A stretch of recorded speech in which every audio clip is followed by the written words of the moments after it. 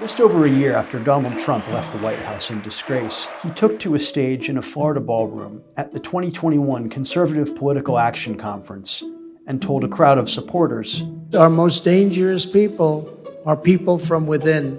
He was referring to politicians, law enforcement, the news media, and anyone else who publicly professed to want to defend democracy.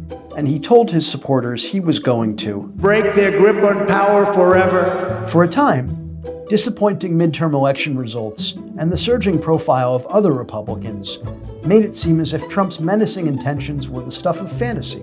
But now, he's cruising to his party's nomination in this year's presidential election, and he has an entire set of ready-to-go plans to dismantle much of the American government.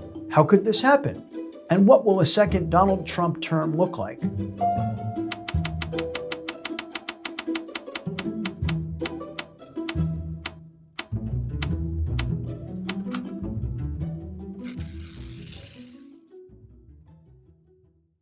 My name is Andrew Feinberg. I'm the Independent's White House correspondent, and I spent 4 years covering the day-to-day madhouse that was Donald Trump's administration. From the chaotic briefings with a seemingly endless rotation of press secretaries. Yeah, they say, maybe you can, maybe you can't. I'm not a doctor, but I'm like a person that has a good you-know-what. To the president's shambolic efforts to remain in office after he lost the 2020 election, I bore witness to all of it. Following the close of the Trump show, many in his party were glad to be rid of him. Some even swore privately that they hoped the law would catch up with him after he incited a riot in his effort to remain in office. But in February 2021, just weeks after his term ended, I reported that people close to him were already predicting that he would campaign again in 2024, if only so he could use his candidate status to shield himself from accountability. The polls had suggested it was never in doubt, and they were right. Well, I want to thank everybody. An historic victory for the former president. Never has a Republican candidate been so far ahead in this, the party's starting gun moment in their battle for the White House. Trump steamrolled the field in the first Republican primaries, even as his many lawyers were fighting 4 separate sets of criminal charges brought against him in 4 separate jurisdictions. He could end up in prison, or he could get himself another 4 years in the White House, if he can win a rematch against Joe Biden. The most important thing to know about a second Donald Trump administration is this. His first goal will be to tear down all of the guardrails in the White House and eliminate obstacles he blames for thwarting his first-term ambitions. For the most part, this means gutting the nonpartisan civil service that has staffed the rank and file of most federal agencies since the 1880s. His tool of choice for the job, something called Schedule F, which was unveiled in an October 2020 executive order released just days before he lost the election. Trump's aim was to use this at the start of his second term, a term he never got. This never came to pass because Biden rescinded the order on his first day in office. But Trump wants to bring it back on day one. As he's campaigned to return to the White House, he's called for the restoration of Schedule F and for it to be used to weed out what he has characterized as subversive or disloyal elements within the federal workforce who, at least in his telling, secretly schemed to thwart Republican presidents. And this Republican plan to reshape the federal government and turn it into a weapon for their party doesn't end with Schedule F. 2 groups aligned with Trump are calling for him to assert sweeping powers that would redefine the president's authority to directly supervise the work at agencies that currently operate with a degree of independence, and to allow him to remove any federal worker for any reason. The Heritage Foundation's Project 2025 is particularly explicit about the ways that Trump or another future Republican president should operate, laying out myriad recommendations in a lengthy report published in late 2023. This is the movement. We are going to be prepared day one, January 20, 2025, to hit the ground running as conservatives to really help the next president. It recommends that next Republican president hire a White House counsel who would function as more of an activist than an advisor who will keep him from breaking the law. It also states that the next president should scrap long-established rules mandating that the White House counsel be the only point of contact between the White House and the Department of Justice, in favor of letting there be additional channels so the president can personally direct the nation's law enforcement. This aligns with Trump's own promise to use the government for retribution, something he's repeated both from the stump and in fundraising pitches. I am your warrior. I am your justice. And for those who have been wronged and betrayed, I am your retribution. I am your retribution. In fact, he's gone so far as to promise that if re-elected, he'll take action to appoint a special prosecutor whose job it will be to investigate and indict Joe Biden and members of his family, just as a matter of revenge. These groups are also advising Trump to staff his administration with lawyers who will choose creative interpretations of regulations that will ensure right-wing policy outcomes. For example, the report also recommends having the Justice Department use a century-old law to effectively ban abortion nationwide by prohibiting interstate shipment of medical equipment and medications used to terminate pregnancies, and possibly even prohibit interstate distribution of some forms of birth control as well.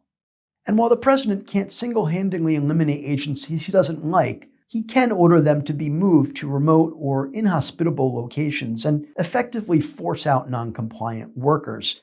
The bottom line to all of this? A second Trump administration would be unconstrained from doing whatever the hell he and his closest allies want. During Trump's first term, there's a good chance you were kept up to date on what was happening in Washington through the work of my colleagues in the White House press corps. But in a second term, you might not be as well informed. Press briefing room, are you going to move it? So we were going to move it because the room is too small. So we said we're going to move it to a larger room in a nearby area, but, not the same area. This is the James Brady briefing room at the White House. It's where for more than 50 years reporters have gathered to hear from the press secretary and other top officials. It's also where news organizations that cover the president have workspace, so reporters are always on hand to monitor the executive branch. The seats in the briefing room and places in the workspace behind it are assigned by the White House Correspondents Association. It's an arrangement that goes back decades, and it keeps the government from being in the position of favoring one news organization over another. But if Trump and his allies get their way, all of this may become a thing of the past. Buried in Project 2025's voluminous report is a note about there being no legal entitlement for news organizations to have workspace at the White House, and a suggestion that the next Republican administration should re-examine the balance between media demands and space constraints on the White House premises. During the early days of Trump's first term, some of his advisors, most notably Steve Bannon, pushed for him to expel the press from the briefing room. I spoke to a former Trump administration official who told me that evicting the press was something that was considered but not implemented because it would have resulted in a court fight and it would have been bad optics, especially for a new administration. Trump actually tried kicking out individual reporters at times during his first term by revoking their press credentials.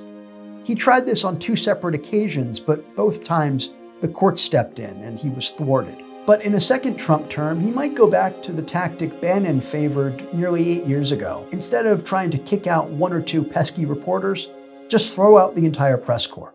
No briefing room, no workspace, no camera positions on the North Lawn. On the other hand, someone else who remains close to Trump told me that in a second term, those concerns for optics would be a thing of the past. They suggested that Trump would probably try to reclaim the briefing room space, or at the very least revisit the arrangement by which seats and workspace are assigned to use both in a carrot and stick system to punish or reward news outlets or individual journalists. Trump's staff began inviting reporters from places like the right-wing One American News Network and the Gateway Pundit conspiracy blog to stand in the aisles so he'd have more friendly faces to call on instead of more skeptical and reputable news outlets.